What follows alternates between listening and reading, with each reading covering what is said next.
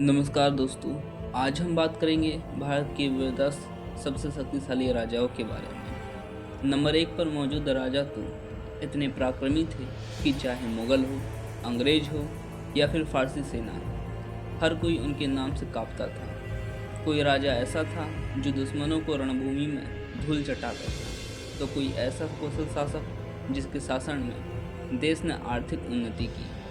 अलग अलग काल खंडों में अलग अलग वंशों और राजाओं ने भारत पर शासन किया और हर किसी ने अपने युग में राष्ट्र निर्माण के लिए योगदान दिया। ऐसे महान व्यक्तियों की छवि किसी की भी नज़रों में धुंधली नहीं होनी चाहिए। इसलिए आज हम भारत के उन 10 महान साहसी और शक्तिशाली राजाओं के बारे में बताने जा रहे हैं जिनका होना भारत के लिए किसी वरदान से कम नहीं था और जिनका नाम न सिर्फ भारत में बल्कि विदेशों तक प्रसिद्ध हुआ। नंबर 10 पर आते हैं राजा हर्षवर्धन। दोस्तों, सम्राट हर्षवर्धन पुष्यभूति वंश के एक महान शासक थे जिन्होंने उत्तर भारत के बड़े हिस्से पर शासन किया, राजधानी कन्नौज बनाई और अपने उदार प्रशासन, साहित्यिक संरक्षण और धार्मिक संहिता के लिए जाने जाते हैं, जिनका साम्राज्य नर्मदा नदी तक फैला था और वे अंतिम महान हिंदू सम्राटों में से एक माने जाते थे। दोस्तों, चीनी यात्री हैंसोंग उनके दरबार में आए। कन्नौज में एक बड़ी बौद्ध सभा का आयोजन किया गया। प्रयाग में महामोक्ष में भाग लिया। गौड़ के राजा शशांक और दक्षिण में चालुक्य शासक पुलकेशिन द्वितीय से संघर्ष भी हुआ। उनके कोई योग्य उत्तराधिकारी न होने के कारण उनके बाद साम्राज्य बिखर गया। हर्षवर्धन एक शक्तिशाली, बुद्धिमान और परोपकारी शासक थे जिन्होंने भारत के एक बड़े हिस्से को एकजुट किया और साहित्य व धर्म के क्षेत्र में महत्वपूर्ण योगदान दिया। दोस्तों, नंबर 9 पर आते हैं राजा कृष्णदेव राय। विजयनगर साम्राज्य के सबसे महान शासकों में से एक थे जिन्होंने तुलु वंश के तहत शासन किया और अपने स्वर्ण युग का नेतृत्व किया, जो सैन्य विजय, वास्तुकला और कला साहित्य के संरक्षण के लिए जाना जाता है। वे स्वयं विद्वान थे और उनके दरबार में अष्टांगी नामक तेलुगु कवि थे और उन्होंने पुर्तगालियों से मित्रता कर घोड़ों का व्यापार सुनिश्चित किया। दोस्तों, 17 जनवरी 1771 को विजयनगर में हम्पी में कृष्णदेव राय का जन्म हुआ। तुलु नरा नायक और नागला देवी उनके माता पिता थे। दोस्तों, कृष्णदेव राय अपने सौतेले भाई वीर नरसिम्हा की मृत्यु के बाद 1509 में सिंहासन संभाला था। कई मंदिरों का निर्माण कराया और मंदिरों में भव्य गोपुरम जोड़े। अपनी माता के नाम पर नागलपुरम नामक एक उपनगर भी बसाया। सम्राट बाबर ने उन्हें भारत का सबसे शक्तिशाली शासक माना था। दोस्तों, कृष्णदेव राय का शासनकाल विजयनगर साम्राज्य के लिए एक स्वर्ण युग था, जो उनकी वीरता, बुद्धिमान और कला साहित्य के प्रति प्रेम का प्रतीक है और भारतीय इतिहास में एक महान शासक के रूप में अमर हो गए। दोस्तों, अष्टदिग्गज उनके दरबार की शोभा, जिनमें तेनालीराम और पेनामा प्रमुख थे। स्वयं तेलुगु और संस्कृत के विद्वान थे। तेलुगु में अमुक्तमाल्यदा और संस्कृत में वंशचरितावली जैसे ग्रंथ भी लिखे।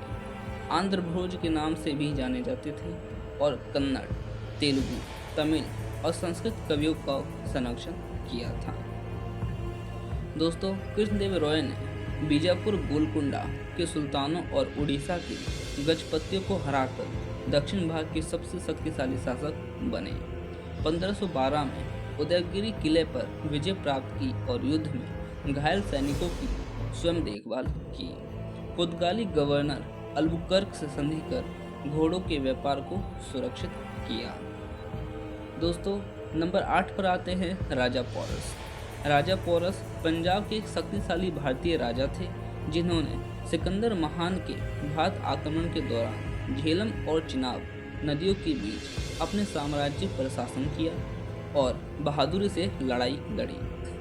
हाइडेस्पेज के युद्ध में अपनी सेना खासकर हाथियों के दम पर सिकंदर को कड़ी टक्कर दी।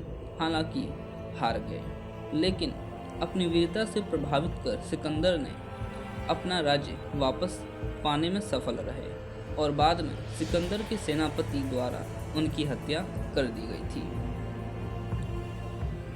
दोस्तों, पोरस का राजा झेलम और चिनाब नदियों के बीच था, जो आधुनिक पंजाब क्षेत्र है। 326 ईसा पूर्व में सिकंदर ने भारत पर आक्रमण किया, लेकिन तक्षशिला के राजा आम्बी ने समर्पण कर दिया, जबकि पोरस ने विरोध किया। पोरस ने अपनी विशाल हस्ती सेना और पैदल सेना के साथ सिकंदर की घुड़सवार सेना का सामना किया। यह युद्ध बहुत भीषण था और पोरस की सेना ने सिकंदर को कड़ी टक्कर दी, जिससे सिकंदर की सेना थक गई और उसके सैनिक आगे बढ़ने को तैयार नहीं थे। दोस्तों, उन्हें पौरव कहा जाता था, जो प्राचीन वैदिक काल से ही थे। कुछ लोग उन्हें जाट या यदुवंशी भी मानते थे, हालांकि मुख्य रूप से वे पंजाब के शासक थे। राजा पोरस भारतीय इतिहास के उन बहादुर शासकों में से एक हैं जिन्होंने सिकंदर जैसे विश्व विजेता को चुनौती दी और अपनी मातृभूमि के लिए सम्मान और वीरता का प्रतीक बने। दोस्तों, युद्ध के बाद सिकंदर पोरस की वीरता और सम्मान से इतना प्रभावित हुआ कि उसने उसे अपना राज्य वापस लौटा दिया और कुछ नए क्षेत्र भी दिए। पोरस ने सिकंदर के अधीन एक क्षत्रप के रूप में शासन करना जारी रखा। सिकंदर की मृत्यु के बाद उसके सेनापतियों में से एक यूडेम्स ने 315 ईसा पूर्व में पहले किसी समय पोरस की हत्या कर दी। दोस्तों, नंबर 7 पर आते हैं महाराणा प्रताप। महाराणा प्रताप मेवाड़ के सिसोदिया वंश के महान राजा थे, जिनका जन्म 9 मई 1540 को हुआ और जिन्होंने मुगल सम्राट अकबर की अधीनता स्वीकार नहीं की। अपने स्वाभिमान और वीरता के लिए प्रसिद्ध हुए, उन्होंने हल्दी घाटी के युद्ध में चेतक घोड़े और वफादार साथियों के साथ मुगलों का सामना किया और कई वर्षों तक संघर्ष करते रहे। मेवाड़ को स्वतंत्र रखने में सफल रहे और उनकी कहानी आज भी प्रेरणा स्रोत है। दोस्तों, महाराणा प्रताप का जन्म 9 मई 1540 को कुंभलगढ़ किले में महाराणा उदय सिंह द्वितीय और रानी जयवंती बाई के घर हुआ। बचपन में उन्हें कीका के नाम से भी जाना जाता था। दोस्तों, 1572 में उदय सिंह की मृत्यु के बाद वरिष्ठ सरदारों के समर्थन से उन्होंने मेवाड़ की गद्दी संभाली, जबकि उनके सौतेले भाई गजमल ने विरोध किया और अकबर से जा मिले। महाराणा प्रताप का निधन 19 जनवरी 1597 को हुआ, लेकिन उनका संघर्ष और वीरता की गाथा आज भी अमर है। महाराणा प्रताप एक ऐसे राजा थे जिन्होंने विपरीत परिस्थितियों में भी अपनी मातृभूमि और मूल्यों के लिए कभी समझौता नहीं किया और हमेशा संघर्ष करते रहे, जिससे वे भारतीय इतिहास के महानतम योद्धाओं में गिने जाते हैं। दोस्तों, हल्दी घाटी का युद्ध यह उनका सबसे प्रसिद्ध युद्ध था, जो उन्होंने अकबर की विशाल सेना का सामना किया था। महाराणा प्रताप ने मुगलों के सामने झुकने से इनकार कर दिया और अपनी आन बान शान की रक्षा के लिए निरंतर संघर्ष करते रहे। उन्हें जंगल और पहाड़ियों में रहकर संघर्ष करना पड़ा, लेकिन वे कभी निराश नहीं हुए और अपनी मातृभूमि को मुक्त भी कराया। दोस्तों, नंबर 6 पर आते हैं सम्राट अशोक। सम्राट अशोक मौर्य वंश के महान शासक थे, जिन्होंने कलिंग युद्ध के बाद हिंसा त्याग कर बौद्ध धर्म अपनाया और धम्म के सिद्धांतों पर आधारित एक विशाल साम्राज्य चलाया, जिसके शिलालेख आज भी भारत के राष्ट्रीय चिन्ह का आधार है और जिन्होंने भारत में बौद्ध धर्म के प्रसार में भूमिका निभाई।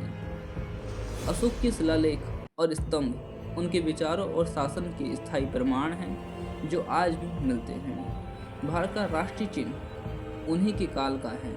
भारत का राष्ट्रीय चिन्ह वर्तमान में अशोक चक्र और सिंह है। उनके पुत्र महेंद्र और पुत्री संघमित्रा ने बौद्ध धर्म को श्रीलंका और अन्य देशों में फैलाने में महत्वपूर्ण भूमिका निभाई। अशोक को गौतम बुद्ध के बाद गौतम धर्म बौद्ध धर्म के इतिहास में सबसे महत्वपूर्ण व्यक्ति माना जाता है। लगभग 232 ईसा पूर्व में उनकी मृत्यु के पश्चात मौर्य वंश लगभग 50 वर्षों तक चला, लेकिन अशोक की विरासत, खासकर उनका शांति और धर्म पर आधारित शासन, भारतीय उपमहाद्वीप पर एक अमिट छाप छोड़ा गया है। दोस्तों, अशोक ने बौद्ध धर्म को अपनाया और इसके प्रचार प्रसार के लिए धर्म की अवधारणा स्थापित की। उन्होंने प्रजा अपनी संतान माना और उनके नैतिक और भौतिक कल्याण के लिए माता पिता का सम्मान, बड़ों का आदर, अहिंसा और सत्य का पालन करना उनका उपदेश दिया। उन्होंने बिहार यात्राओं की जगह धम्म यात्राएं शुरू की, बौद्ध गया, लुम्बिनी और अन्य स्थानों की यात्रा की। शुरुआत में अशोक ने अपने पिता और दादा की तरह साम्राज्य विस्तार के लिए युद्ध किए।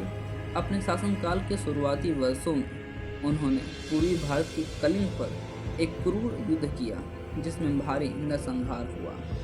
इस भीषण रक्तपात और पीड़ा को देखकर उनका हृदय परिवर्तित हो गया और उन्होंने धम्म द्वारा विजय का संकल्प लिया और शस्त्रों का त्याग कर लिया।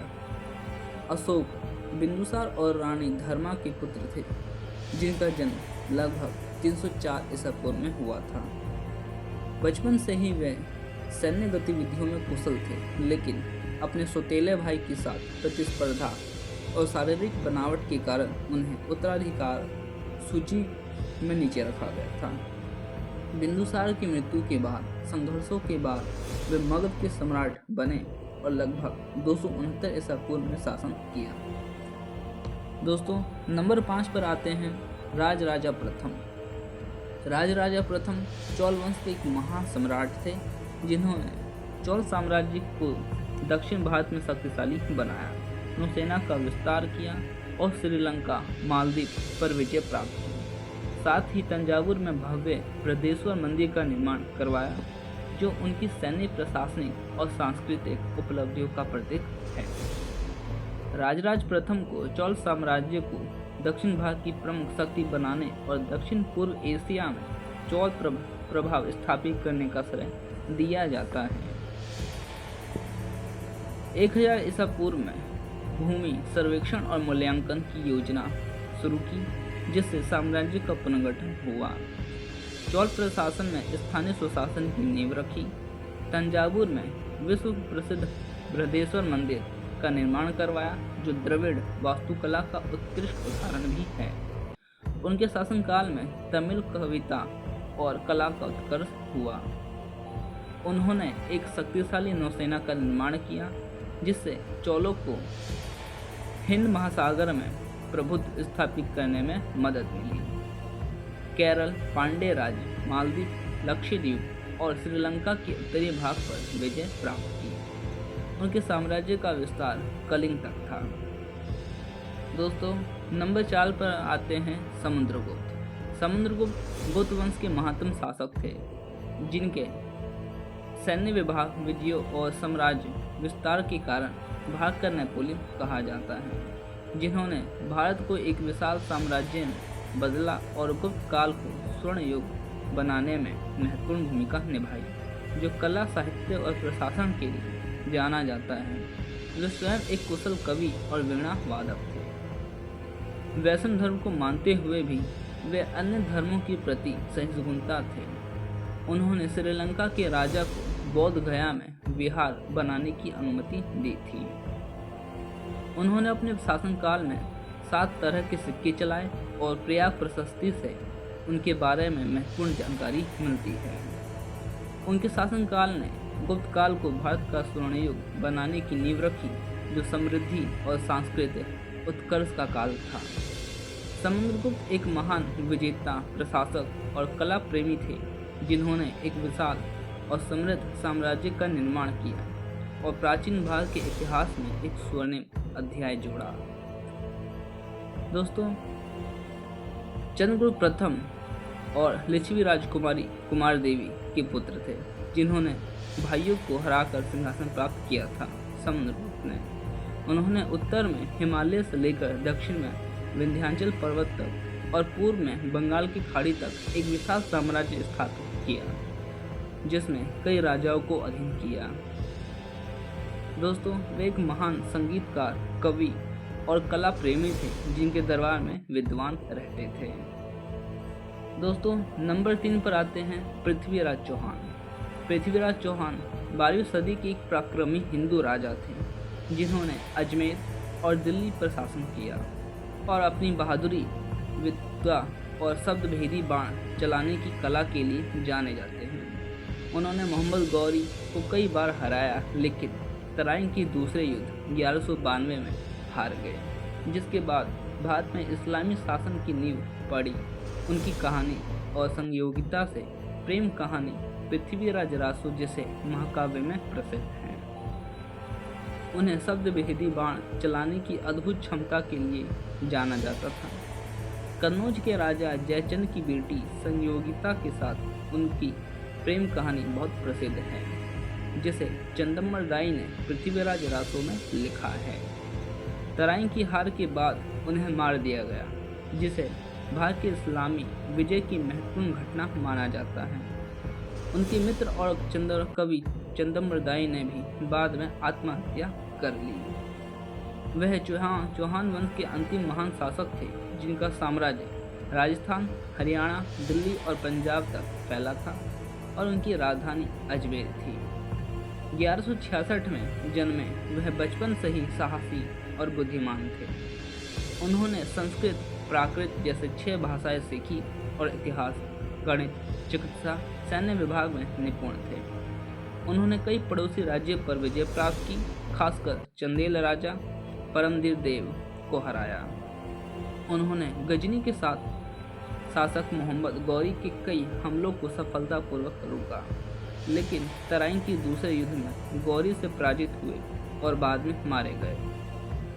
दोस्तों, नंबर 2 पर आते हैं चंद्रगुप्त मौर्य। चंद्रगुप्त मौर्य ने कौटिल्य की मदद से नंद वंश को उखाड़ फेंका और 322 ईसा पूर्व में मौर्य साम्राज्य की स्थापना की, जो भारत का पहला बड़ा साम्राज्य बना, जिसने पाटलिपुत्र को राजधानी बनाया और पूरे उत्तर भारत को राजनीतिक एकता दी।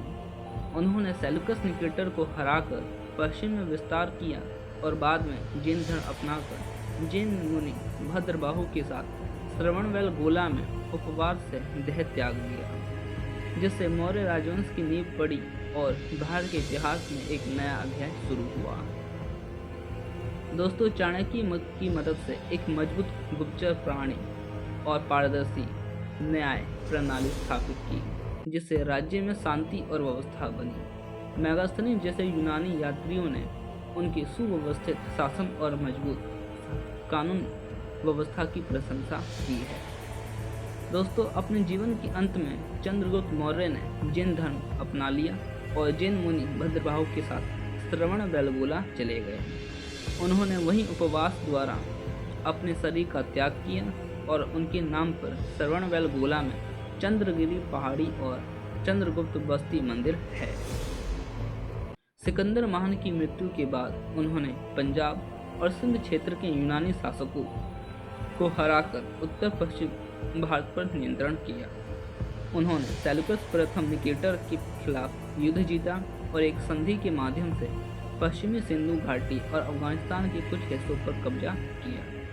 उन्होंने धनानंद की बहन दुर्धरा और सेल्यूकस की बेटी हेलेना से विवाह किया था।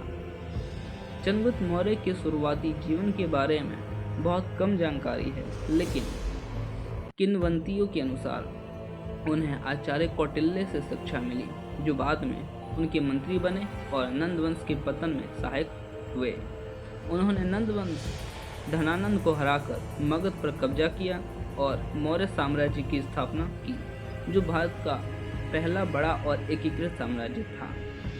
दोस्तों, नंबर 1 पर आते हैं बिंबिसार। बिंबिसार हरेक वंश का संस्थापक और मगध का एक शक्तिशाली सम्राट था, जिसने वैवाहिक संबंधों और सैन्य विजय के माध्यम से मगध साम्राज्य का विस्तार किया।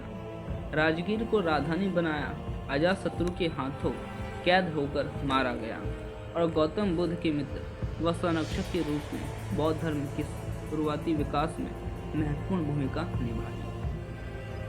बिंबिसार ने हरेक वंश की नींव रखी और मगध को एक प्रमुख शक्ति के रूप में स्थापित किया। उन्होंने गिरिव्रज को अपनी राजधानी बनाया और बाद में पाटलिपुत्रा की किलेबंदी की।